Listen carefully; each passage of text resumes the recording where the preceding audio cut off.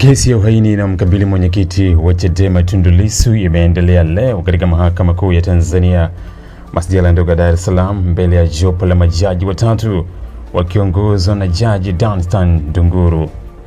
Katika mwenendo wa leo, kamishna msaidizi wa polisi ACP Amin Mahamba, ambaye ni shahidi wa upande wa Jamhuri, amemaliza kutoa ushahidi wake baada ya kukabiliwa na maswali ya dodoso kutoka kwa Tundu Lissu anayejitetea mwenyewe.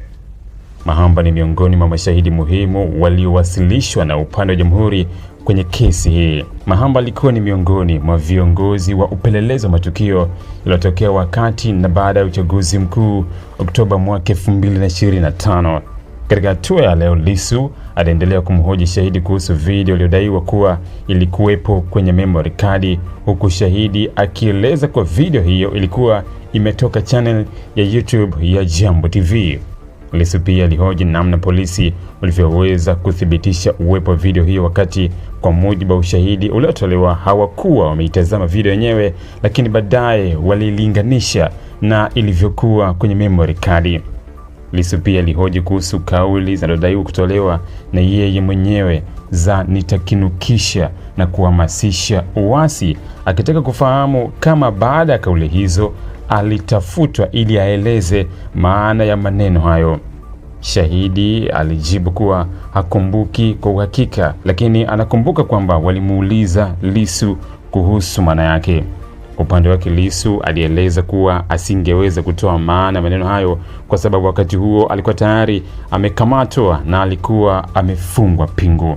Majira saa 4:30 asubuhi, Lissu alimaliza kumhoji shahidi huyo wa upande wa Jamhuri, hatua iliyofunga awamu ya ushahidi wa ACP Mahamba katika sehemu hii ya kesi. Kesi hiyo sasa inatarajiwa kuendelea kesho kwa kuanza kusikilizwa kwa ushahidi wa shahidi mwingine wa upande wa Jamhuri, ambaye atakuwa shahidi wa 17 katika mfululizo wa mashahidi wanaowasilishwa na upande wa mashtaka. Kesi hii ya uhaini namba 1965/2025 imekuwa ikiendelea katika Mahakama Kuu Masjala ndogo Dar es Salaam, huku Lissu akijitetea mwenyewe.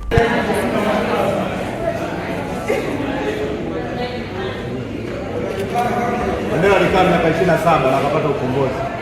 Kwa hiyo hilo ujifunze pia. Twende polepole. Wewe unataka mimi nikae miaka 27? Hapana.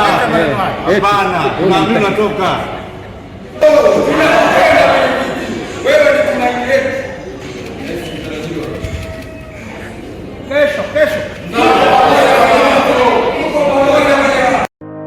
Ili kuwa mwanafamilia bora wa Global TV, usisahau kusubscribe, like, kushare na kucomment.